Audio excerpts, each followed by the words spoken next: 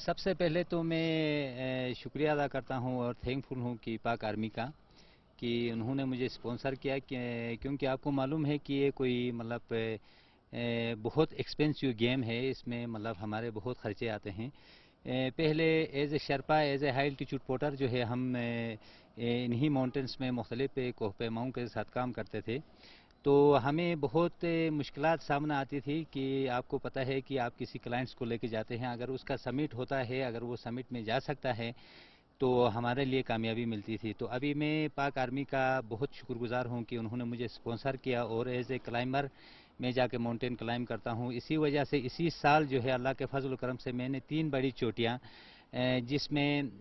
دنیا کی 4تھے نمبر کی مناسلو، 5ویں نمبر کی ماکالو